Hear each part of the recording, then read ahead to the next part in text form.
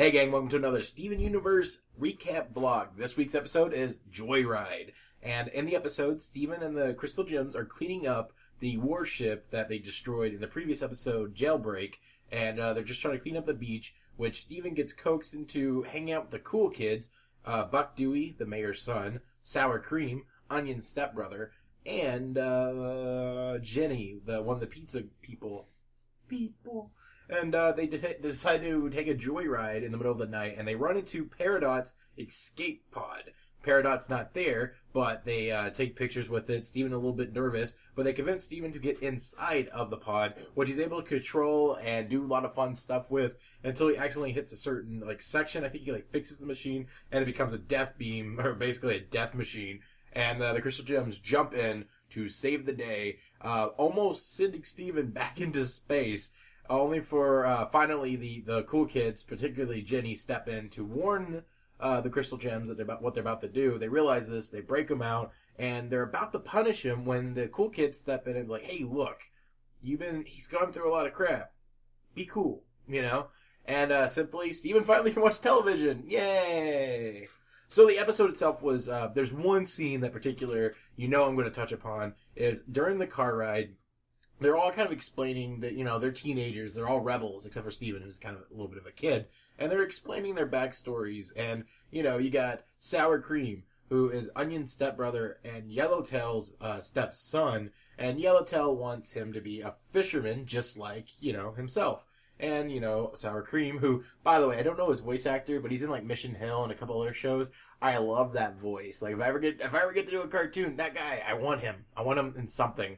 But he's got a really brilliant voice, and he's just come on, I don't want to, I can't do the voice, I don't know why I'm even trying. But yeah, so I don't want to be a fisherman. Apparently he wants to be a DJ, I think. Oh yeah, that's right, he's in Alone Together, we see him as a DJ. We find out that one of the cool kids is Buck Dewey, Mayor Dewey's son, and there's a really funny little joke where he's just yeah, I mean, my dad just talk to me. You can't talk to me. I'm the mayor's. Oh wait, that was kind of funny. And then you have Jenny, who apparently has a twin, and she considers herself the evil twin. And I think that's really cool. Jenny's design in particular, I always really like when they use her because I really like her as a character. Actually, I like all the cool kids. Buck Dewey was probably the one I liked the least, and Sour Cream's design kind of bothers me a little bit. It's not bad. There's just I feel like he's kind of got weird proportions to him. But, I really do enjoy them as characters. And so, and then after they kind of, complain about their own home life, Steven just kind of lays down the Steven bomb. Literally, the Steven bomb just won't leave. And it's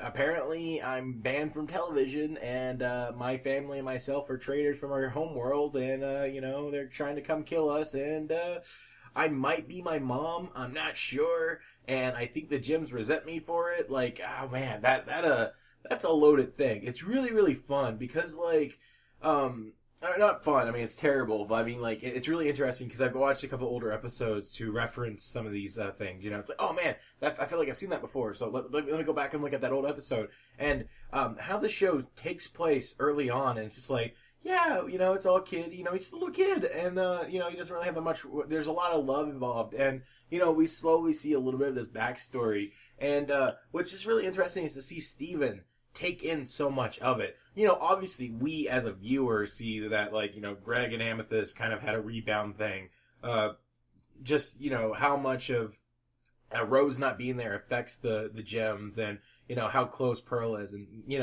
Pearl clearly has some kind of resentment towards Steven. There's love, but there's definitely that little bit of after we see Rose scoured, there's definitely a little bit of you replaced her. She's gone because of you. So to see this actually weigh on Steven, who is portrayed as a 10-ish, 11-year-ish old kid, and to see all this weigh on him is just really, really powerful. And, that's the reason why I watch Steven Universe. That's why I love it so much, is these things have weight. What happens to these characters actually affect the characters. And, this does explain a lot of Steven not actually going to the gyms for things, I mentioned before in a couple of my other vlogs, and just why don't, the characters don't know this? Why didn't Steven bring it up? And it's Steven feels he does have to hide some things from them, just like they have to hide from him. So it's just really interesting.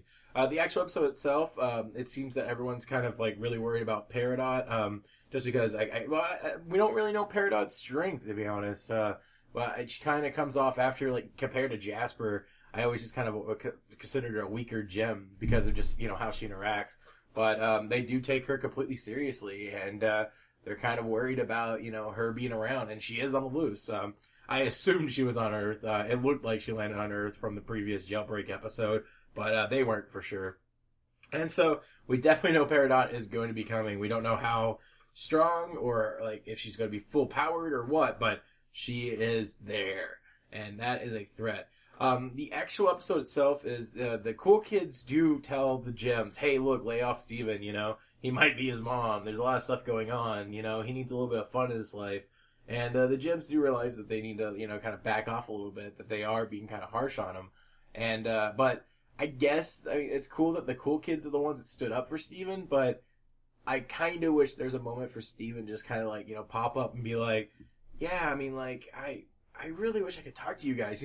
I really wish there was like that moment of, just taking the relationship a little bit closer. Because as it is now, it's just kind of like, there wasn't any, like, there is some resolution to it, but there's not as much as it could have been.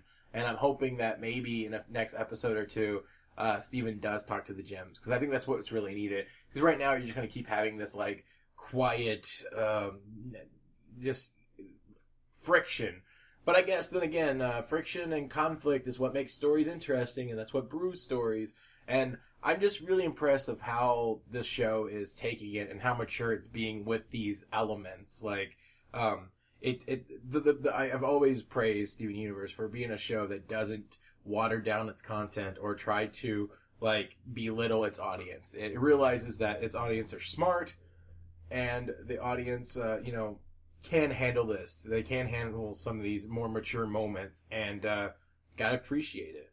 But yeah, so that was Joyride. I hope you guys enjoyed my vlog about it. I remember texting my friend Tristan. I was like, holy shit, like that moment when Steven just says, I think they blame me for my mom being gone, was just really powerful for me. And I was like, holy crap. I messaged a couple people like, oh my god, did you see it? So that was mind blown. But anyways, I'm going to end this vlog here because I'm just rambling about what I've already talked about. And I hope you guys are enjoying these, and hope to see you guys next week for another Steven Universe. And if there's a new Ninja Turtle, I'll probably try doing a Ninja Turtle vlog as well.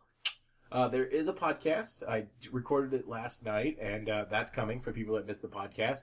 And a commentary tomorrow. So, a lot of content for you guys. A lot of content. Hope to see you guys soon, and stay awesome.